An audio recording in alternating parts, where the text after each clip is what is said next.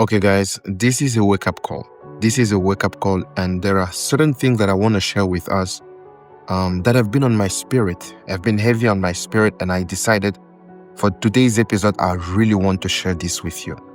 The first thing that I want us to understand, I really want you to pay attention to the thing that I'm going to say here. The first thing is the urgency of times. There is literally something palpable, something tangible that is happening to this world, something spiritual. There's a spiritual shift that is taking place in this world right now. Sometimes I feel like it's something that we can't really express. It feels as if there is something that is about to happen, but there's already at the same time something that is happening in the realm of the spirit. But it's as if something major is about to happen. I'm someone who believes in the rapture. I believe the rapture of the church is going to take place soon. But I can't put in word what is it that is going to take place soon. Is it a big revival, as some people are prophesying? Maybe. Is it the rapture of the church? Maybe. But at the same time, there is something that is happening. There's a shift in the realm of the spirit. And the video that I'm making is a wake-up call. The Bible says in Romans chapter 13, verse 11, "It is high time to awake out of sleep, for now is our salvation nearer than when we believe." But then when we believed. I want you to understand something. What does it mean to serve God? Because my wake-up call for all of us right now is, it is time to serve God. And I'm not saying it is time to join a specific team in your local church. No. Serving God is about finding God's purpose for your life. What is that thing that God is calling you to do? Because there's something that is happening. And it's not about having a church title or a church position. No. It's about fulfilling God's purpose for your life. And you might ask me, Frank, how do I find that specific purpose of God for my life? There's only one thing that I'm going to share with you today. I'm not going to share how to find in 5 steps. No. There's one thing specific that can help you identify your calling, and it is your burden. What is that thing that you feel is heavy on you? Something you feel like society is missing, lacking, or it is not really well expressed in society? What is the burden that God has put in your heart, in you? Because God speaks through burden. For some of you, maybe you feel like you have to do something about human trafficking, against human trafficking. You have to do something about homelessness, feeding the orphans, or whatever. Whatever burden you feel you feel inside of you. I'm not telling you go and find a church position, go sing at the choir. All these things are beautiful, but that's not what I'm talking about.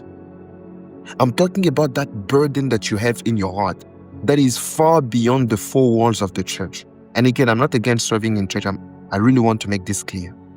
But I want you to engage into something that is beyond yourself and beyond just a specific organization. Maybe it can be in an organization as well, but can you identify the burden that is in your heart right now? Because once you find that burden, you respond to that burden, you will be living a purposeful life. Because a purposeful life is living bigger than yourself. Bigger than yourself. When your priorities are connected to eternity, you do something that is extremely bigger than yourself. What is the burden that God has put in your heart? There's a man in the Bible, his name is Nehemiah. Someone comes to him and say, hey, your country is in ruin and everything, the temple, the wall is really destroyed. Nehemiah feels the burden. God did not come in a vision with an angel, oh, Nehemiah, go build the wall. No.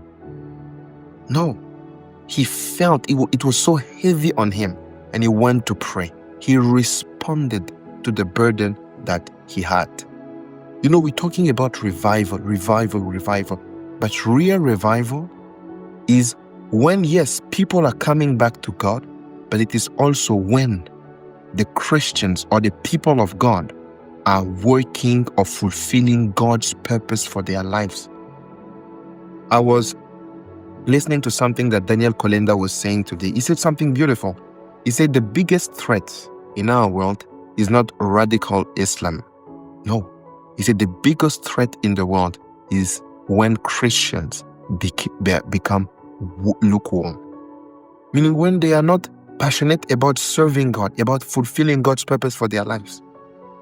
That's the biggest threat, because you give so many opportunity and chances to the devil to fulfill his agenda or to push his agenda. But now it's time to wake up, guys. It's time to wake up. It's time for you to strengthen your belief. I think I've shared in one of the episodes about belief something beautiful that Jordan Peterson said. He said, belief is something that you are ready to die for.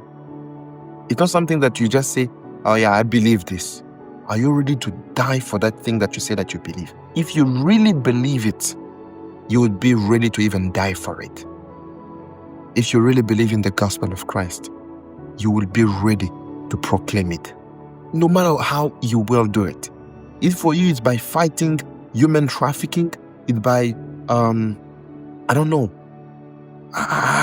feeding the homeless, even serving in church, even just going on campus and preaching the gospel, whatever it is, do it.